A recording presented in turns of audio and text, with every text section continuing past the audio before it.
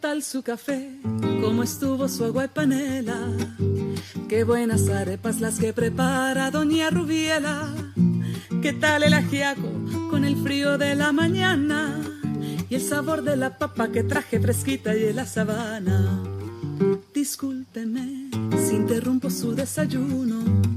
Para salir de las dudas es el momento más oportuno. Dígame usted si conoce la molienda o el azúcar es solo una bolsa que le compran en la tienda. Y cuénteme qué sabe de su tierra, cuénteme qué sabe de su abuela, cuénteme qué sabe del maíz, o acaso ha olvidado sus antepasados y su raíz. Dibújeme el árbol del cacao mientras se toma ese chocolate con pan tostado. Dígame su merced, ¿qué sabe del asadón? Ese es el que le trae a usted las sopitas al cucharón. Y cuénteme, ¿qué sabe de su tierra? Cuénteme, ¿qué sabe de su abuela? Cuénteme, ¿qué sabe del maíz? ¿O acaso ha olvidado sus antepasados y su raíz?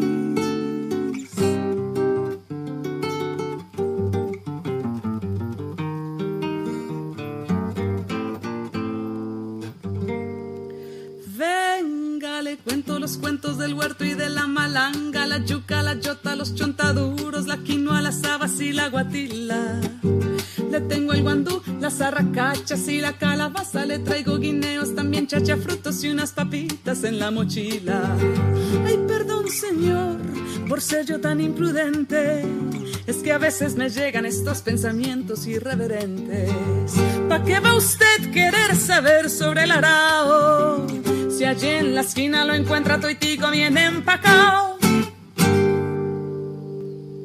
Un saludo muy especial a este programa Pensemos en Familia. A propósito de esta canción tan hermosa, Toitico bien empacado. ¿De cuál compositora? Katie James. De Katie James. Bueno, justamente continuando con nuestro ciclo de habitarnos desde el cuidado, hoy nos convoca un tema muy especial y es cuidar nuestra casa común. Dicen que cuidamos aquello que amamos, pero ¿cómo amar aquello de lo que nos hemos sentido separados? Hoy queremos justamente invitarlos a emprender un viaje de regreso a nuestras raíces, a reconocer que la tierra no es solo el lugar que habitamos, sino la gran red de vida de la que formamos parte. Hoy en nuestro programa, precisamente, al que hemos denominado Cuidar nuestra casa común, conversaremos sobre la relación entre ser humano, naturaleza y espiritualidad y sobre la sabiduría necesaria para habitar responsablemente nuestro planeta, sobre esos pequeños gestos cotidianos que pueden ayudarnos a reconstruir ese vínculo con la vida. Porque precisamente aprender a cuidar la tierra es también aprender a cuidarnos a nosotros mismos. Y como ya lo hemos venido hablando reiteradamente, habitarnos desde el cuidado, comenzar a cuidarnos a nosotros mismos es clave antes de cualquier relación con otras personas, con las cosas y con el planeta. Por eso hoy tengo el gusto de presentarles a un invitado muy especial que va a acompañarnos en este espacio reflexivo y es precisamente Jorge Iván Jiménez García. Jorge, bienvenido a este espacio. Para mí es todo un gusto que nos estés acompañando hoy. Muchas gracias, Isa. El gusto es completamente mío. Muchas gracias, Jorge. Yo quisiera que antes de comenzar este programa, pues te presentaras y nos hables de tu formación y también de tu trayectoria. Isa, yo soy manizaleño, criado en las montañas no solo de Manizales, sino del Parque Los Nevados. Desde por allá, desde mucho más pequeño que ahora, viene ese conocimiento y ese gusto por las montañas y en general por lo que habitamos, por la naturaleza que encarnamos más que habitamos. Vine de Manizales hace 28 años con una bolsa de sueños bajo el brazo, una niña y una señora.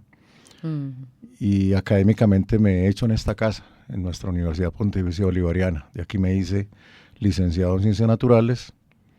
Luego decidí convalidar eso que sabía de la naturaleza en una especialización en Educación Ambiental. Y dedicado siempre a la docencia, desde mucho más pequeño que ahora. En este momento soy docente de planta del Centro de Humanidades y allí servimos muchos asuntos para la universidad. El ciclo básico de formación humanista atraviesa todas las carreras, todos los programas, y eso me ha dado la oportunidad de poder tocar este tipo de temas con los muchachos, tanto de manera presencial como de manera virtual. Excelente, me gusta mucho, Jorge, cuando hablas de tu formación y de tu trayectoria, no solamente incluyes allí esa formación académica o esa experiencia laboral, sino ese ser humano que no es que se esconda, sino que siempre está presente y que siempre va a emerger antes de incluso ese profesional o de ese profe, como aquí te podemos reconocer, ¿sí? Incluso nos vamos como introduciendo a este tema tan importante, porque cuando hablamos de cuidar la naturaleza, muchas personas incluso piensan que es reciclar o sembrar árboles, ¿sí? Desde tu perspectiva, desde tu formación, además de trayectoria, ¿qué significa realmente cuidar la naturaleza?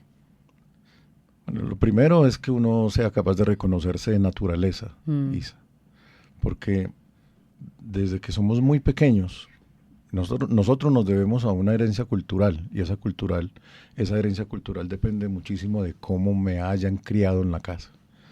Y si en la casa tuvieron un apego por la naturaleza, por los recursos, no solamente por el verde, por los árboles, por el agua, por los pajaritos, sino por reconocer dentro de la misma casa la presencia de la naturaleza misma, pues yo voy a crecer en ese ambiente, voy a crecer con esas convicciones. De lo contrario, lo que voy a hacer es un distanciamiento entre el resto de la naturaleza con mi ser. Y ahí empieza un punto de quiebre que es el más común y el que, cuando pretendemos reeducarnos ambientalmente, casi que es el resto de la vida, nos dedicamos la mayor parte del tiempo, Isa, a tratar de recordar que somos naturaleza, que el aire que nos gusta apreciar afuera es el que respiramos, que el agua que nos gusta ver en los ríos es la que tomamos y de la que somos parte. Nosotros somos 2/3 partes agua en nuestro cuerpo. Eso es demasiado. Que los alimentos que consumimos, como lo decía Katy James ahora en la canción, no es los que están allá en el supermercado ni en la tienda de la esquina. Son los que han llegado hasta allá, pero provenientes del campo, donde se siembra, donde está el verdadero alimento, la fuente de alimento para nosotros. De tal manera que mientras más logramos estrechar esa relación entre nosotros como seres vivos, dependientes completamente de los recursos que nos rodean, y nosotros como parte de ese ciclo natural, pues más naturaleza seremos. Tan importante y tan profunda esa reflexión, Jorge, porque a veces hemos malinterpretado también desde las escrituras o desde las creencias que cada uno pueda tener, cuál es el lugar que debemos asumirnos como seres humanos, ¿cierto? Un poco a veces como desde ese orgullo, desde ese ego, de creernos que podemos dominar la naturaleza, que podemos dominar los recursos y obviamente no a sentirnos que somos parte, ¿cierto? También nos lleva a abusar de todo lo que está a nuestro alcance, ¿cierto? Porque creemos que nuestras acciones no tienen repercusión y que no van a tener incidencia precisamente en nosotros mismos. Tú lo hablabas desde algo tan básico como tomar y comer, ¿cierto? Que creemos que todo está a nuestro alcance, pero a veces desconocemos todo el proceso que hay detrás, ¿sí? Todas las personas, todos los recursos, a veces de pronto prácticas malsanas o irresponsables que también incidieron en mi propia vida y en que yo me pueda comer, tomar o que esté haciendo uso de un bien o de un beneficio. Sí, ese distanciamiento parte mucho de cómo me enseñaron a mí a mercar o cómo apreciar lo que me pone mi mamá o la persona que los dispone en la casa, los alimentos en la mesa.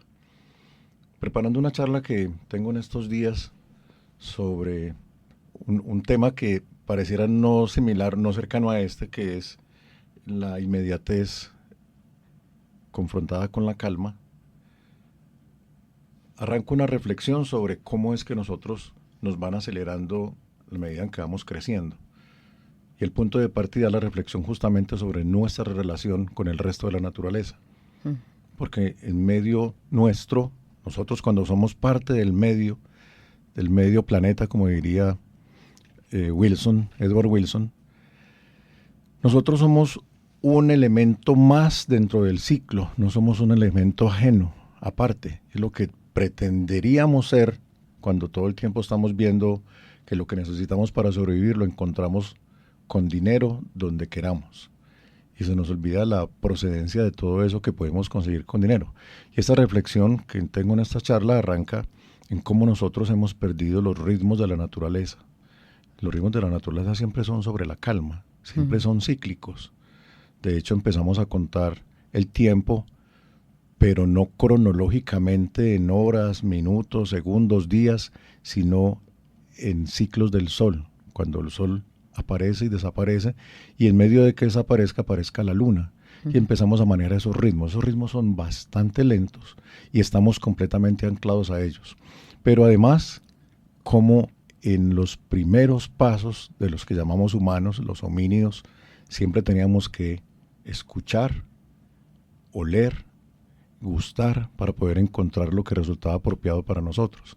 Y así encontramos el agua, y así encontramos el refugio, y así encontramos el fuego, y así encontramos la transformación de los alimentos.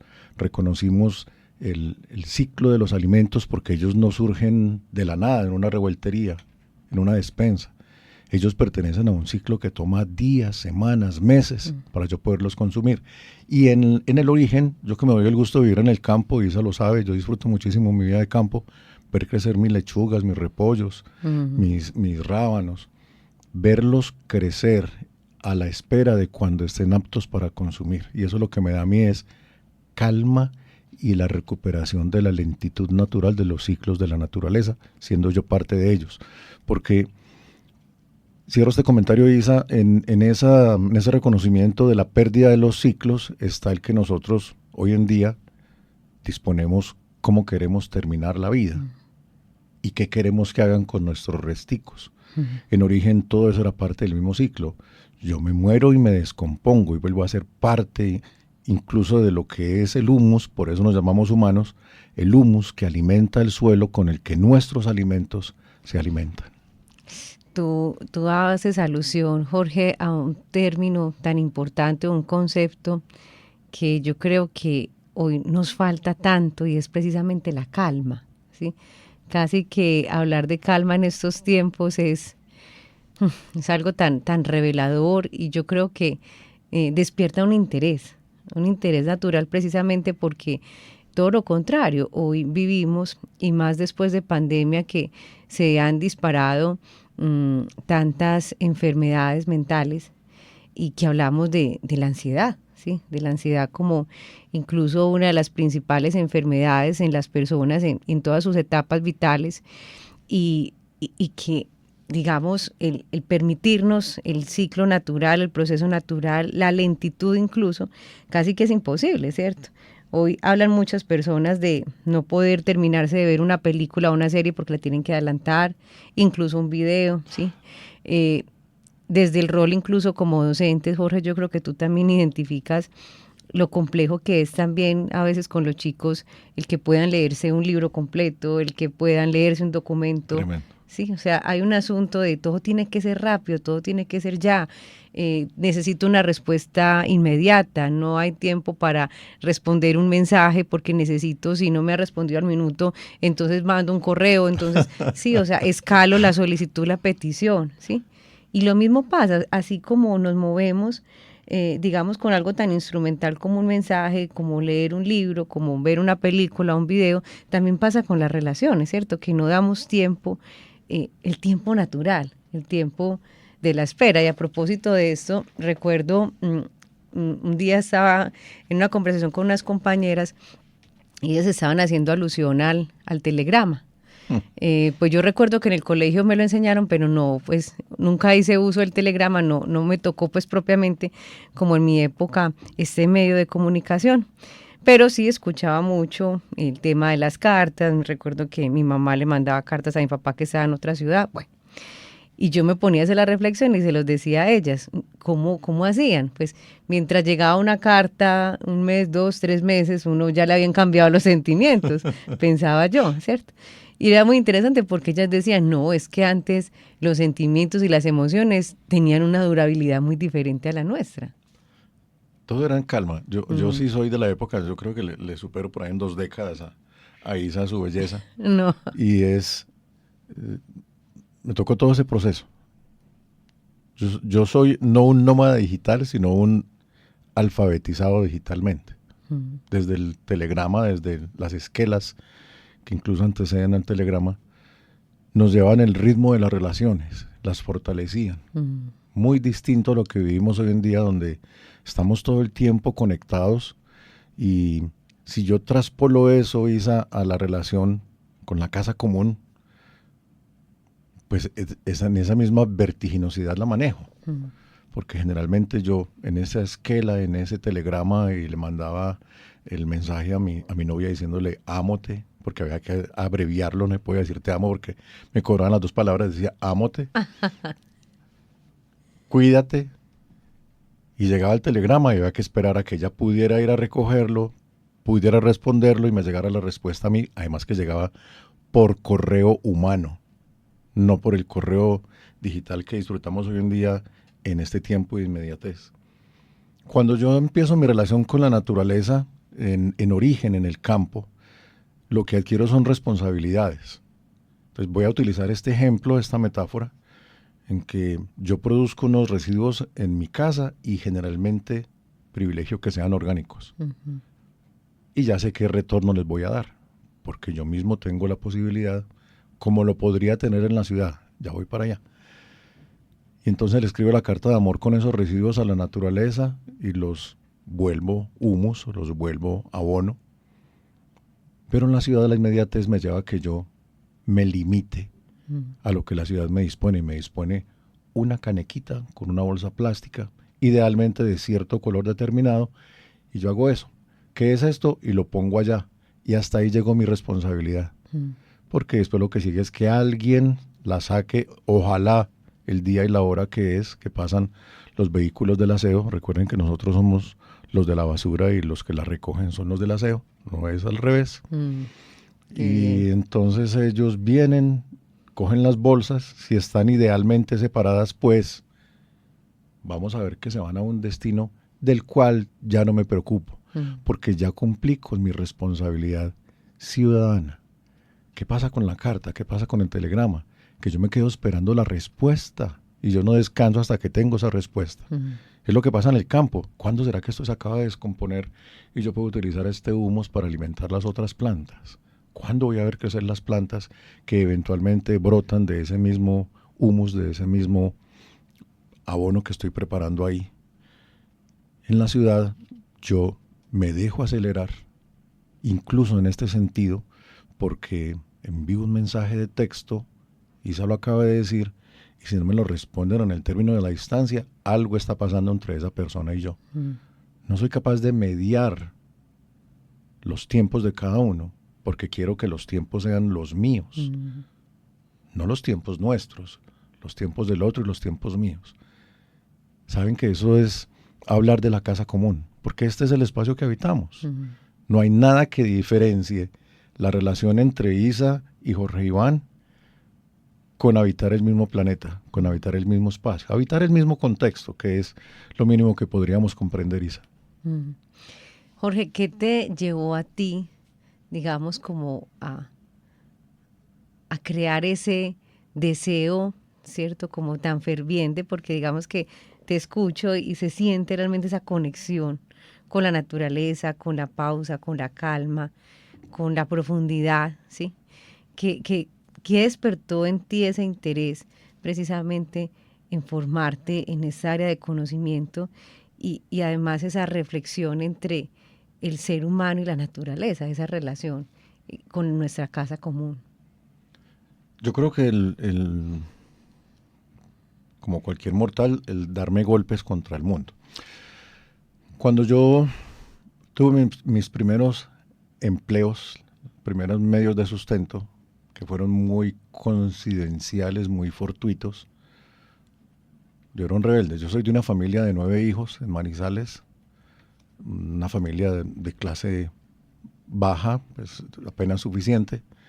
Y como éramos tantos, mi mamá y mi papá invertían mucho tiempo en trabajar para alimentarnos. Y atentos que esto es un mensaje para que ustedes presten atención a sus hijos.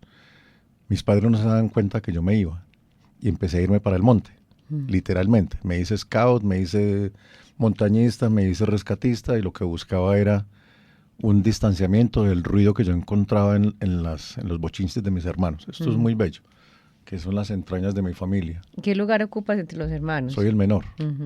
Soy el menor, sesentero además, del 66 y estoy por cumplir 60. Entonces yo empecé a encontrar en el campo una cantidad de conexiones que no comprendía en principio. Sabía que me gustaba la soledad, sabía que me gustaba escuchar lo que había a mi alrededor, pues que en el monte siempre van a ser sonidos de la naturaleza, del resto de la naturaleza. Pero cuando llego a trabajar a la ciudad, me doy cuenta que la conexión más poderosa que había logrado era ser capaz de escucharme, Isa. Y descubrí que esa era la pérdida más grande que tenían las personas que me rodeaban, que no tenían la capacidad de escucharse, porque cuando yo vivo en la rutina, el ritmo de la ciudad, el ritmo de la cotidianidad, lo primero que me bloquean es el vínculo conmigo mismo, con mi ser interior, con mi otro yo, con mi yo interior, con el niño interior, que es como le llaman los psicólogos a ese asunto. Y entonces yo decidí no dejar de trabajarlo. Y eso me ha permitido mantenerme, a pesar de estar viviendo en una ciudad tan grande como Medellín, donde me trajeron literalmente del pelo, cuando tenía pelo. Me agarraron de Manizales en la montaña y me dijeron, ¿por qué no se viene a Medellín a dar unas clases de ecología en un colegio privado, en un colegio campestre, y nos ayuda con algunas cosas? Pues yo me dejé atraer por esos espejitos para la ciudad. Entre Manizales y Medellín hay una diferencia muy grande en todo sentido. Y en cuestión de una semana estaba en la ciudad grande y me trajeron a vivir al poblado de los años 90, 2000. Era muy ruidoso, mucho menos que ahora, sí. Y el impacto que yo viví, Isa, fue demasiado fuerte. En muy pocos días empecé a buscar cómo escapar de ese ruido al que no estaba acostumbrado. Porque además de las responsabilidades en las que me había enfrentado sin querer queriendo, porque yo quería estar en cosas grandes, en Manizales hubiera sido imposible alcanzar el estilo de vida que tengo hoy en día para poder reivindicar mis propios principios. Entonces empezó esa lucha por no perder lo que había cultivado en Manizales y seguir haciéndolo aquí. Y así creé en esta institución un programa de educación ambiental que fue muy reconocido en los 2000 aquí en Medellín por algunas instituciones, por Corantioquia, Área Metropolitana, por la Secretaría del Medio Ambiente de Medellín. Además, por ahí llegué a Bolivariana, trabajando con el Comité de Educación Ambiental del departamento. Conocí a unas personas de la universidad y ellas me trajeron a estudiar aquí. Ahí empecé mi licenciatura. Puras casualidades. Pero ¿cómo se llamaba ese programa, profe? El programa en el que estuviste como apostándole a la ciudad y que incluso te llevó a... Ese programa, el título que le dimos fue Con los servicios públicos el bosque llega hasta mi casa. Ay, qué bonito. Bellísimo, porque este es un colegio, el nuevo colegio. Un saludo para mis amigos que sé que escuchan Radio Bolivariana, a lo mejor escuchan este programa. Es un enclave en el monte, literalmente en el monte, en el kilómetro 10 vía Las Palmas. Y el sueño de los creadores del colegio fue que fuera autosuficiente. Entonces tenían sus propias fuentes de agua, no había cobertura de EPM y tenían su propia planta de aguas residuales.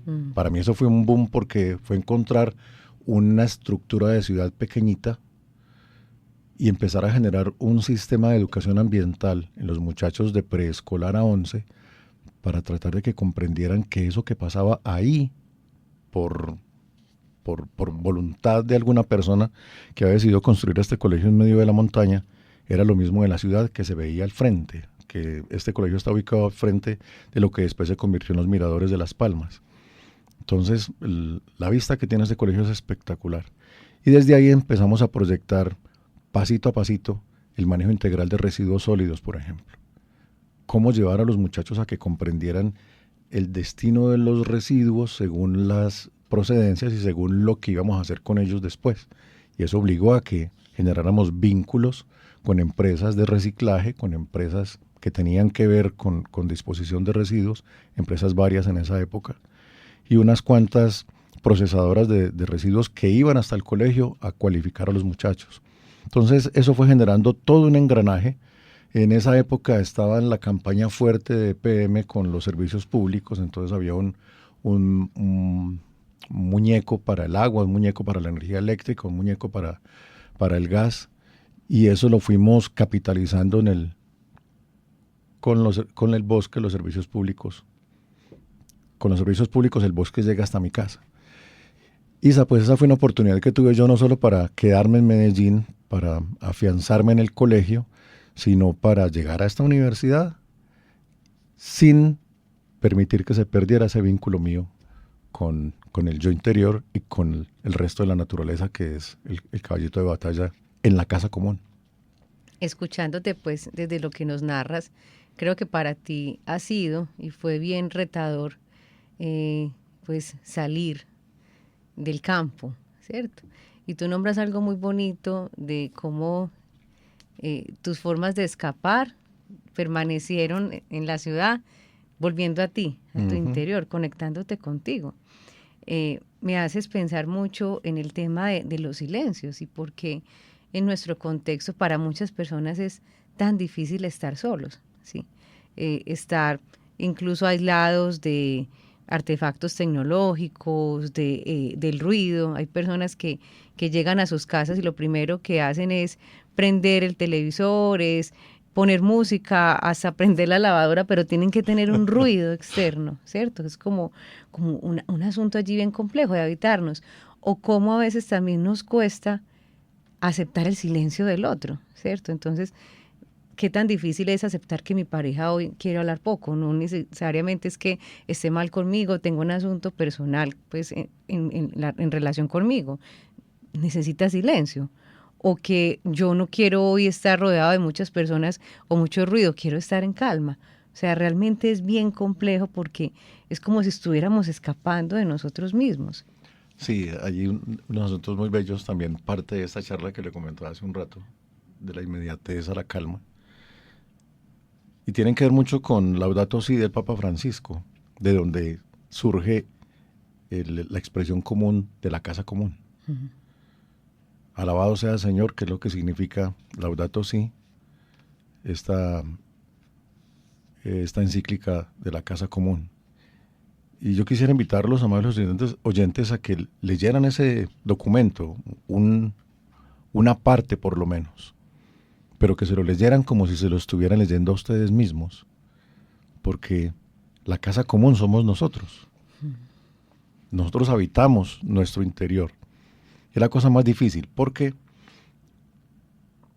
bueno, hay un brinco muy tenaz en la historia de la humanidad que tiene que ver con la revolución industrial. De hecho, Humanidad Magnífica, la primera encíclica de León XIV, inspirada en De las Cosas Nuevas, Rerum Novarum de León XIII, arranca en la revolución industrial que le tocó enfrentar a León XIII, en las denuncias por la justicia social y por el distanciamiento con la naturaleza, que luego intenta capitalizar recientemente. Había otros papas, pero recientemente Francisco con Laudato Si y ahora León XIV con Humanidad Magnífica. Y el llamado es justamente a que generemos la confianza que hemos perdido en el otro. Porque ¿qué pasó con la revolución industrial? Que nos volvimos unos esclavos del trabajo. Uh-huh. Nos establecieron las horas, nos aceleraron. Ahí fue donde perdimos la calma y llegamos a la inmediatez, a partir de las revoluciones industriales, porque ya todos nos lo programan. Entonces el tiempo de ocio que nos dan permitido, regulado, normatizado, son 8 horas. Quien esté siendo ocioso más de 8 horas es un peligro para la sociedad. Uh-huh.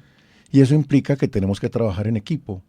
Y resulta que para el humano, Isa sabe muchísimo de esto, cuando lo ponen a pensar qué falta en la naturaleza por ser dominado, por ser domesticado, justamente falta es el hombre, que es el indomable, el indomesticable. Y lo único que nos hace comunes es que seamos capaces de poner esa dificultad que tenemos al servicio de los demás. Donde entra ese comentario hermoso de Isa cuando nos cuesta mucho hacer silencio, nos cuesta mucho creer en el otro, porque el otro calla. Y cuando el otro calla se convierte en un objeto de sospecha porque yo no sé qué está callando. Yo en mi casa tengo las fieras domesticadas, o sea, tengo tigres, tengo lobos feroces, bueno, son perros y gatos, convertidos en habitantes de la casa. Sí. Perrijos, gatijos, como les dicen hoy en día. Y sobre ello no tengo sospecha porque ya tengo leído su comportamiento. Tengo predispuesto lo que quieren comer, si quieren comer, si no, que no coman. En cambio, con los humanos, todos los devaneos posibles para que podamos mantenernos juntos, generando la menor sospecha posible. Y eso es lo que más nos dificulta poder compartir escenarios colectivos de silencio y calma. Porque siempre estoy pensando, el otro por qué estará callado, y el otro por qué no me habla, y el otro por qué no me responde el mensaje, y al otro qué le pasa conmigo que me miró rayado, y al otro qué le pasa que no me mira. Y el otro qué estará pensando, qué estará sintiendo. Entonces no, es simplemente ese detalle de recuperación de la confianza, con límites, pues por supuesto, porque todo lo tenemos regulado hoy en día, todo está normalizado y normatizado. Normalizado es que está dentro de una norma que me establece unos límites, aparentemente de libertad, pero mucho más de cercanía y de relacionamiento. Pero si yo logro manejar eso en el sentido de la casa común, de una expresión que le comentaba a Isa fuera de micrófonos, que es la ecosofía, pues entonces vamos a tener muchas más posibilidades de mejorar no solo nuestras relaciones con los demás, sino más importante que eso, las relaciones conmigo mismo. A propósito de ecosofía, que ya comienzas a introducir este tema, quisiera que nos ampliaras un poco a qué hace referencia, lo mismo que a esa visión cosmoteándrica. Esas son dos creencias que tengo yo en estudio hace rato, Isa, cuando la vida me volvió un señor decente y de academia, porque yo antes era, pues Manizales hay cosas transversales a los manizaleños, la poesía, el teatro, la montaña, la camaradería son muy comunes entre los manizaleños, creo que hasta nuestros días, porque cuando voy allá eso es lo que encuentro. Ya solamente voy 1 o 2 veces al año a mi natal, a mi tierra natal. Cuando me vengo para Medellín y tengo que volverme un señor decente y académico, estar en la academia, en la universidad, y una universidad tan prestigiosa como esta, tuve que empezar a moldear ciertas maneras y tuve que incursionar en el estudio formal de lo que antes para mí era solo empírico, Isa. Porque lo que yo, ese comentario tan bello que hacía ahorita de cómo es que transpiro, que hablo de esto con tanta naturalidad, es porque yo lo experimentaba en la montaña. Estar 1 semana, 2 semanas, un mes a 4.800 metros de altura en el Parque de los Nevados, solamente dependiendo de lo que había allí, en los bosques más bajitos, en los bosques de Manizales, le enseña a uno mucho de muchas cosas, pero se lo enseña de manera directa. Y resulta que en la ciudad todo está curricularizado, todo está convertido en materias de estudio, y hay que entrar en ese juego.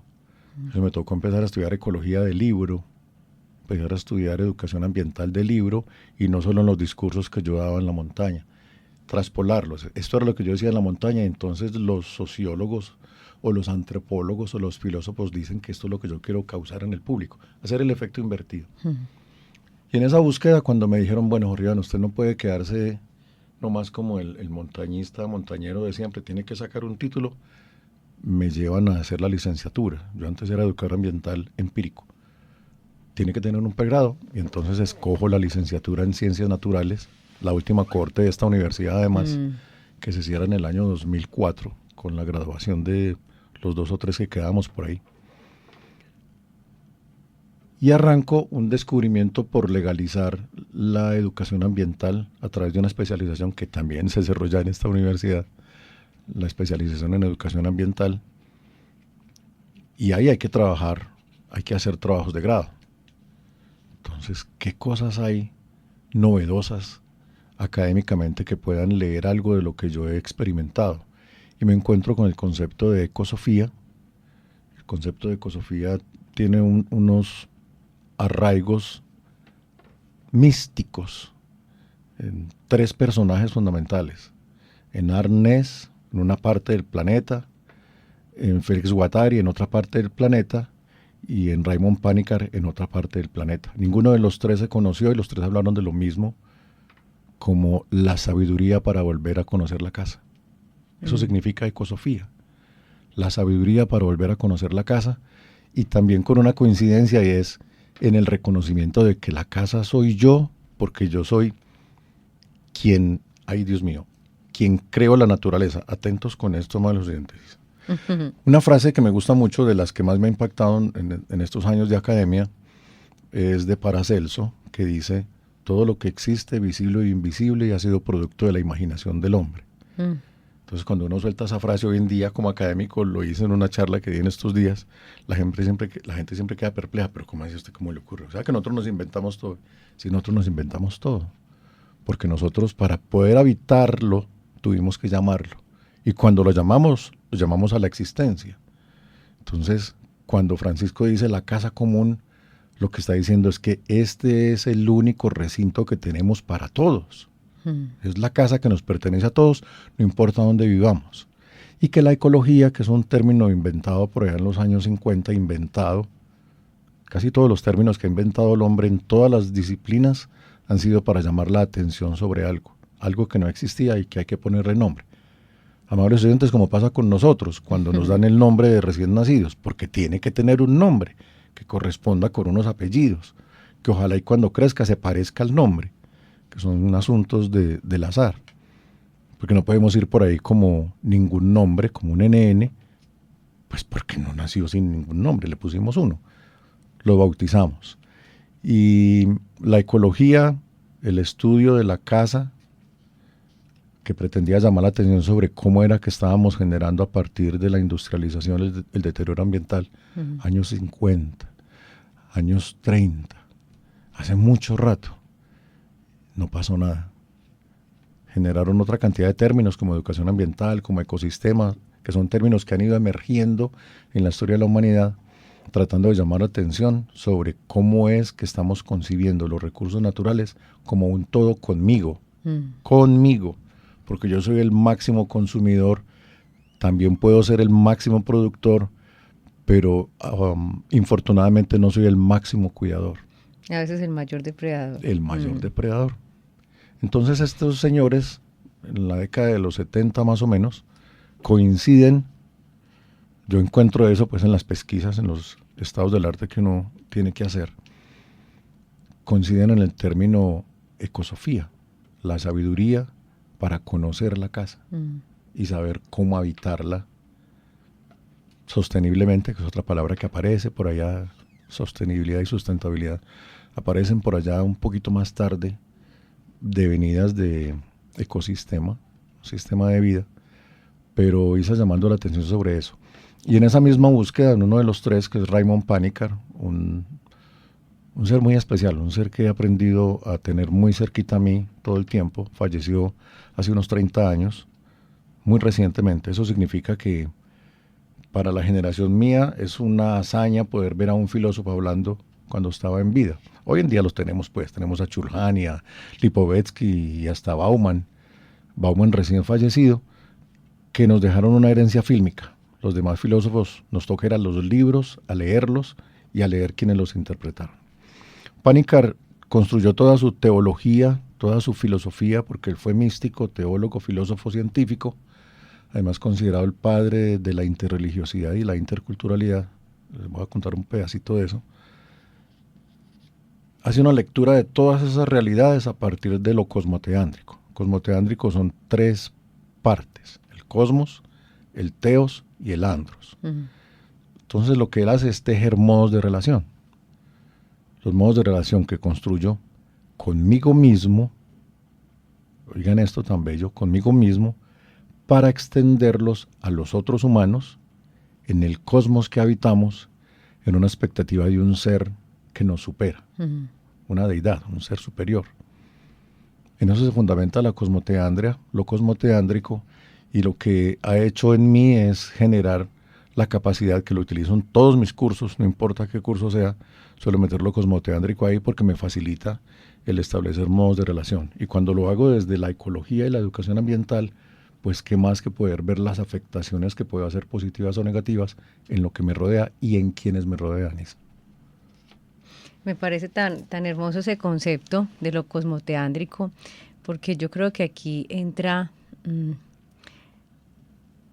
no sé si llamarlo elemento, o una parte importante que es la relación con Dios. Y recuerdo mucho de pronto como los términos de los abuelos, y era cuando decían una persona, que una persona se podría uno incluso atrever a en qué fundamentaba sus valores o cómo se desenvolvía en la vida, cómo actuaba, si tenía temor de Dios, ¿sí? Que yo creo que ese concepto, pues, para los jóvenes yo creo que es desconocido, me atrevería a pensarlo, pero que se relaciona mucho con lo que tú estás nombrando, y es cómo es mi relación con otros, pero también mi relación con algo superior, ¿sí? Que me pone desde otra perspectiva y me recuerda también mi condición humana y también mi condición de vulnerabilidad. Y yo creo que me suma humildad. No hay ser más vulnerable en medio de la naturaleza que nosotros, por encima de los demás mamíferos. Primero porque se nos olvida que compartimos muchísimas características con los animales cordados, los placentarios, o sea, los mamíferos como lo somos nosotros, y que solo nos diferencia lo que curiosamente nos lleva a distanciarnos de ellos, y es la capacidad de raciocinio, el control sobre el instinto. Y ese control sobre el instinto es el que me puede llevar en un momento de mi existencia de manera espontánea, de manera natural, a que yo encuentre respuestas más allá de lo que soy yo como humano, de mis capacidades intelectuales, intelectivas,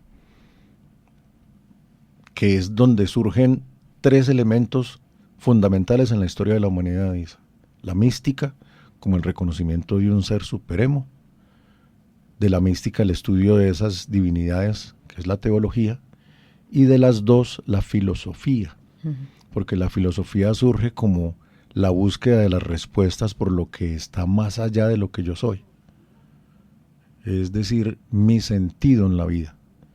Y cuando yo logro encontrar ese sentido, si es que logro encontrarlo, voy a saber que siempre tengo un cuestionamiento de fondo, y es quién me creó, quién me trajo aquí, y sobre todo para qué, que es donde reside el sentido. Por eso digo, si logra encontrarlo, porque muchos venimos a la existencia, venimos a este planeta a estar en medio de otros humanos. Y a consumir. Y nos podemos pasar toda la vida consumiendo, produciendo, viviendo, como lo hemos dicho a lo largo del programa, corriendo de un lado para otro sin saber por qué, para qué. Estoy de afán, sí, ¿qué pasó? No sé, pero estoy de afán. O estoy corriendo porque tengo que llegar a tal parte, ¿y para qué? No sé, pero tengo que llegar. Sin un sentido, que es una buena parte de donde podría residir esta respuesta. Y no nos damos cuenta que vinimos fue a descubrir los misterios que encarna la existencia. Y yo puedo simplemente sobrevivir como los demás seres vivos, como los demás animales mamíferos, y pasar sin pena ni gloria por aquí. Pero el reconocimiento de lo que me excede, la búsqueda de lo que me trajo aquí, o sea, esa mística, esa teología, lo que me permite es darme cuenta de mi finitud y que hay una esperanza para estar en la misma casa común, pero en otro plano en la casa común. Desde estas visiones, Jorge, desde la visión cosmoteándrica y la ecosófica que nos nombras, ¿qué significa para ti vivir bien y habitar responsablemente esta casa en común que compartimos? Esa es una pregunta muy personal, Isa. Porque, yo no sé, algo aconteció también en todos esos momentos de silencio y de montaña, que como les he contado, es posible vivirlos aquí, en medio del ruido de la ciudad, porque eso está dentro de cada uno de nosotros. Es decir, nosotros no podemos ir más lejos de donde estamos y estamos en nosotros mismos. Cuando yo hago mis matachos de holocosmoteándrico, suelo poner un humano en el centro dentro de un cuadrito y procuro hacer entender a quienes ven ese matacho, ese mamarracho, que quien está en el centro en ese cuadrito soy yo y que no tengo otra forma de estar viendo todo lo que hay a mi alrededor, todo. Y todo es todo, porque yo soy el gran panóptico. El panóptico no existe solo en las teorías Foucaultianas. Yo soy un panóptico, no tengo otra opción para hacerlo porque es el mecanismo que me ha dado la vida para sobrevivir. Las percepciones, y las tengo ahí. Lo que hace el cuadrito es llevarme a la conciencia de que yo estoy dentro de mí, que es donde realmente resido. Es muy charro que yo digo que vivo en una vereda en el municipio del Santuario, pero realmente vivo dentro de mí y me transporto dentro de mí y vivo dentro de mí porque todo lo que hago es para garantizar esa supervivencia, esa existencia. Entonces, cuando yo descubro estas cosas en medio del servicio voluntario de una cantidad de años, tal vez poco más de 2 décadas en Manizales, sirviendo en voluntariados como la Cruz Roja, por ejemplo, yo sentí que había nacido para el servicio, para el servicio a los demás, no importa la condición que tengan. Es decir, aquí estoy al servicio de Isabel, y en la casa estoy al servicio de mi señora y mis hijos, y estoy al servicio en la universidad de quienes me requieran. Por eso amo ser consejero, por eso amo ser brigadista, porque son 2 escenarios en la universidad que me permiten estar al servicio, estar presto. Yo creo que nacimos para eso, para ayudarle a los demás, idealmente a que encuentren un sentido en la vida, que son algunas de las profesiones que nosotros compartimos, que están orientadas justamente a eso. La pedagogía, que es lo esencialmente en lo que me muevo hoy en día, pero es que la pedagogía lo permea absolutamente todo. Y en estos días, en una misión que estoy acompañando en Quibdó desde va a ser algo más de un año y medio, vivir las realidades que nosotros tenemos aquí y viajar a un territorio como ese, donde hay tanta vida diferente a la nuestra, con tantas carencias, y donde puede llegar uno con una palabra, con un respaldo, con una acción. Tuve un momento supremamente hermoso al frente de la Trata una tarde después de la graduación de unos estudiantes ISA, cuando después de toda la fiesta con las familias y lo que significó para ellos crecer, hacerse magíster en educación, le decía yo a mi señora, hoy es un día en que podría morir muy tranquilo y muy feliz porque siento que he servido. Yo diría que ahí está una esencia fuerte, en el sentido también de la casa común, porque es común. Y lo común dentro de esa casa no puede ser nada diferente al servicio, Isa.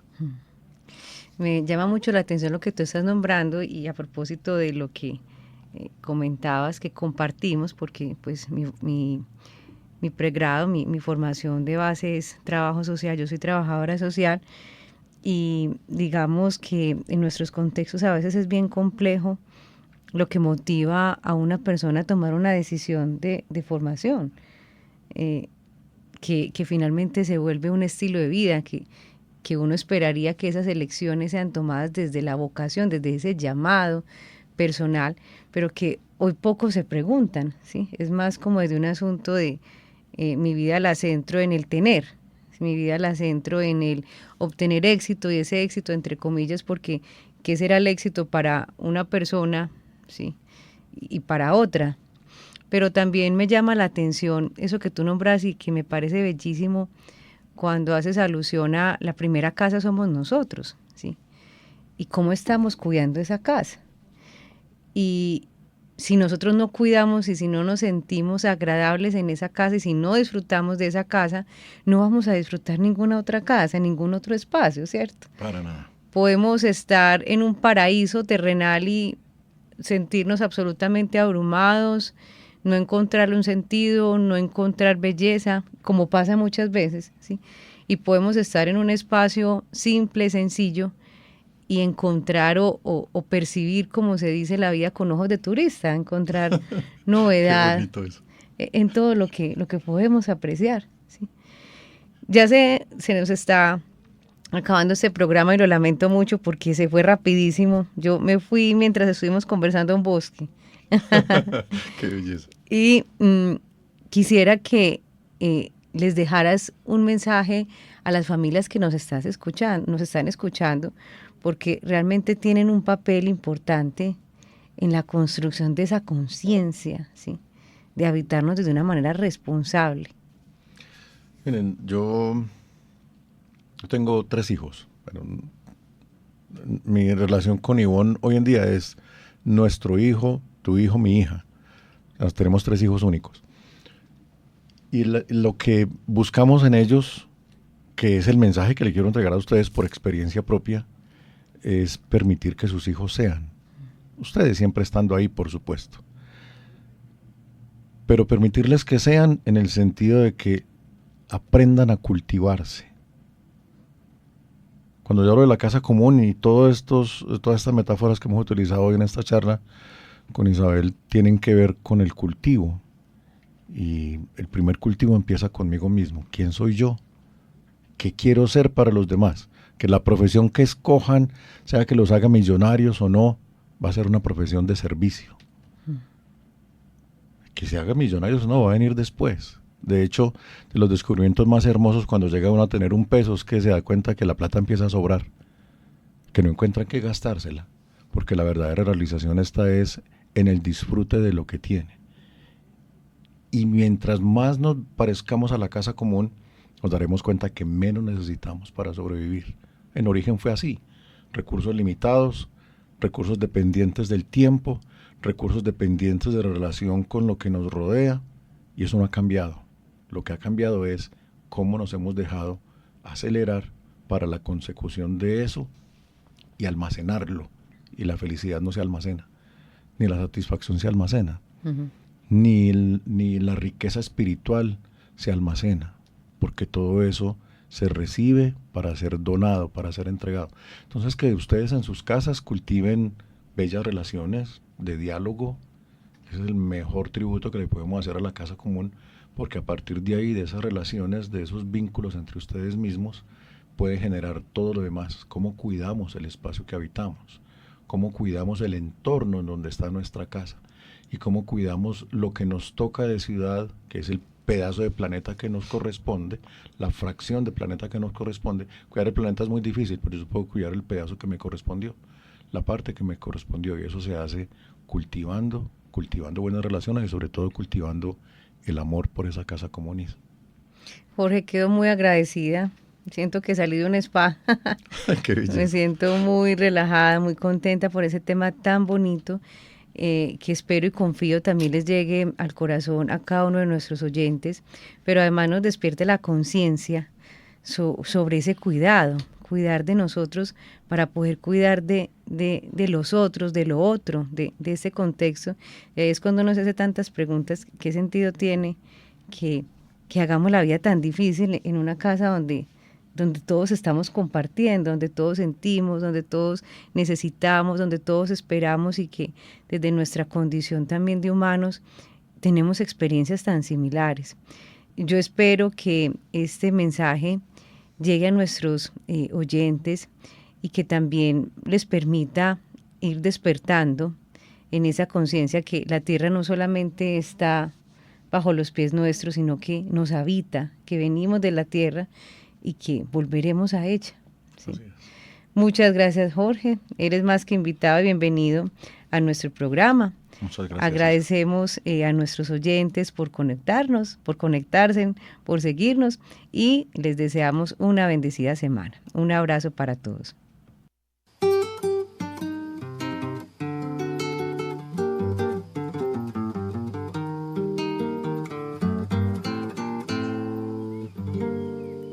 ¿Qué tal su café? ¿Cómo estuvo su agua y panela? Qué buenas arepas las que prepara doña Rubiela. ¿Qué tal el ajiaco con el frío de la mañana? y el sabor de la papa que traje fresquita y en la sabana. Discúlpeme si interrumpo su desayuno, para salir de las dudas es el momento más oportuno. Dígame usted si conoce la molienda, o el azúcar es solo una bolsa que le compran en la tienda. Y cuénteme qué sabe de su tierra, cuénteme qué sabe de su abuela, cuénteme qué sabe del maíz, o acaso ha olvidado sus antepasados y su raíz. Dibújeme el árbol del cacao, mientras se toma ese chocolate con pan tostado. Dígame su merced, ¿qué sabe del asadón? Ese es el que le trae a usted las sopitas al cucharón. Y cuénteme, ¿qué sabe de su tierra? Cuénteme, ¿qué sabe de su abuela? Cuénteme, ¿qué sabe del maíz? ¿O acaso ha olvidado sus antepasados y su raíz?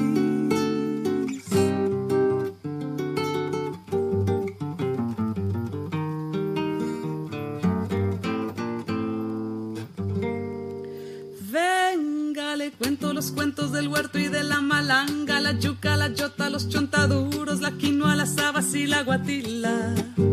Le tengo el guandú, las arracachas y la calabaza. Le traigo guineos, también chachafrutos y unas papitas en la mochila. Ay, perdón, señor, por ser yo tan imprudente. Es que a veces me llegan estos pensamientos irreverentes.